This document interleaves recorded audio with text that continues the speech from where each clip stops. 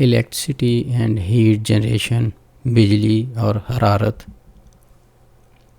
कोल, लैग्नेट, brown कोल से बिजली पैदा करने का प्लांट। हार्ड कोल, स्टाइन coal, anthracite, Ruhr region Germany. Extraction 2018 में 1.8 मिलियन टन हुई, जिसमें 50% कार्बन कंटेंट बाई वेट था। Brown coal, source of image. कोयले से बिजली की पैदावार। पहला कोल पावर प्लांट लंदन में 1882 में एडवर्ड जॉनसन की निगरानी में बनाया गया। उसका नाम ये था।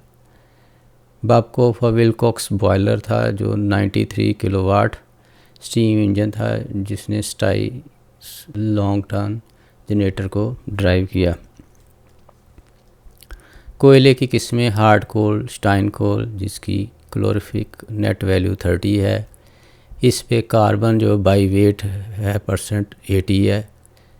सल्फ़र जो है 0.3 से 3% होता है बाई वेट। हाइड्रोजन जो है 1 से 1.5 बाई वेट होती है। और हीट जो है उसमें जो छुपी हुई है, जो हासिल की जाती है सकती है, वो 1 किलोग्राम में 8.14 किलोवाट आवर के बराबर है। जब कोयले को जलाया जाता है उसको कंबस्शन कहते हैं। कार्बन प्लस ऑक्सीजन मिलकर कार्बन डाइऑक्साइड बनाते हैं और हीट जो है 33.94 किलो जूल 1 ग्राम कार्बन से हासिल की जा सकती है। स्टाइन कोल आइनहाइट। स्टाइन कोल आइनहाइट जो है उसकी कोयले की यूनिट में उसको मतवाजन या तवाज़न करते थे, या उसका मेयार है वज़न करने का। इसको हार्ड कोल भी कहते हैं। किलोवाट आवर जो है वो इक्वल टू 1 किलोवाट जो या 1000 वाट जो पावर है, कोई भी डिवाइस जो है 1 घंटे के लिए इस्तेमाल करे तो वो 1 किलोवाट आवर है। ये यूनिट ऑफ इलेक्ट्रिकल एनर्जी है। मुकाबले के लिए 1 मिलियन जूल जो है 0.2778 किलोवाट आवर है। इसको मेगा जूल भी कहते हैं। थर्मल एफिशिएंसी का मतलब यह है कि जो हरारत या हीट मिली है उसका कितने परसेंट जो है इलेक्ट्रिसिटी में कन्वर्ट हो सकता है। तो 32.1% जो है जो कोयले में एनर्जी थी उससे इलेक्ट्रिसिटी बन सकती है।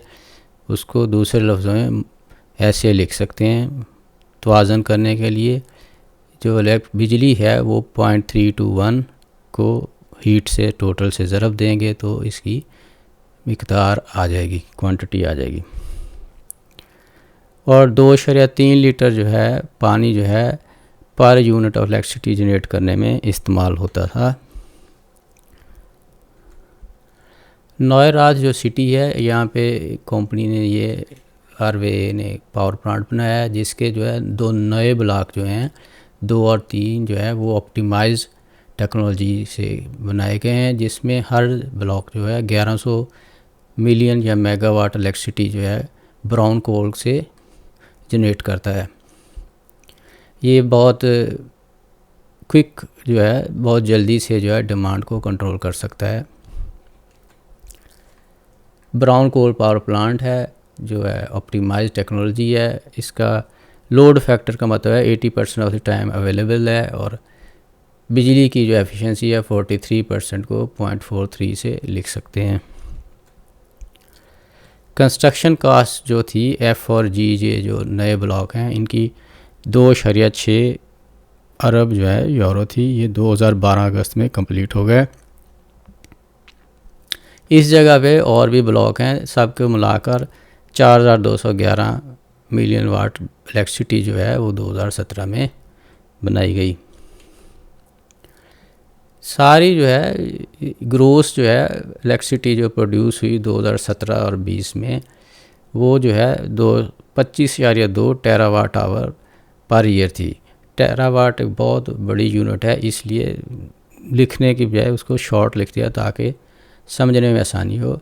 इसके 3 सिफर इसके साथ मिला के किलोवाट आवर हो गया और बाकी जो है आपके पास 25.2 billion electrical unit electricity unit per year हो गए पैदा। अब जब इतने यूनिट पैदा कर दिए पावर प्लांट ने तो रिकवरी जो है कितने टाइम में हो जाएगी जो इन्वेस्टमेंट की है। कंस्ट्रक्शन कास्ट पहली शीट से है।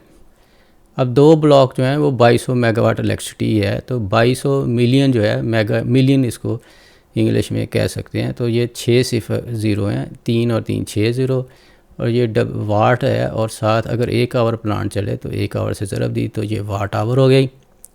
ये 3 ज़ीरो जो इससे जाके जम कर दिए तो ये किलोवाट आवर हो गई जो इलेक्ट्रिकल यूनिट है। आपके पास 3 और 3 6 ज़ीरो हो गए तो वो मिलियन हो गया। 2.2 मिलियन इलेक्ट्रिकल यूनिट जो है 1 आवर में पावर प्लांट ये 2 ब्लॉक जनरेट करते हैं। अब ये जो है कैपेसिटी जो है 2200 मेगा मिलियन वाट इलेक्ट्रिसिटी है। लोड फैक्टर जो है वो 0.8 टाइम का है परसेंट है। टाइम जो है 365 को 24 से मल्टीप्लाई करेंगे तो ये आवर्स आ गए तकरीबन 8760। अब इन तीनों को जब मल्टीप्लाई करेंगे तो ये एक बड़ा नंबर आ गया, ये किलोवाट आवर में है। तो इसको जो है समझने के लिए, आसान करने के लिए कैसे लिखें, 3 3 6 और 3 9, तो ये जो बिलियन होता है तो इसके लिए 15.42 बिलियन यूनिट्स ऑफ इलेक्ट्रिसिटी 1 साल में पैदा होंगे इन 2 ब्लॉकों से तकरीबन। अगर 1 यूनिट जो है वो सेल करने की प्राइस जो है 3 सेंट हो तो इसको इतने टोटल यूनिट से मल्टीप्लाई करेंगे तो तकरीबन 463 मिलियन करेंसी में रिकवर हो गए।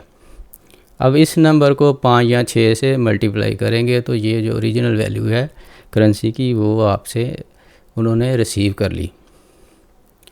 अब बिजली के प्राइसेस जो हैं, ग्रोस इलेक्ट्रिसिटी प्राइस जो है जो जिसमें सारे टैक्सेस जो है इंक्लूड होते हैं, Saint per unit of electricity है।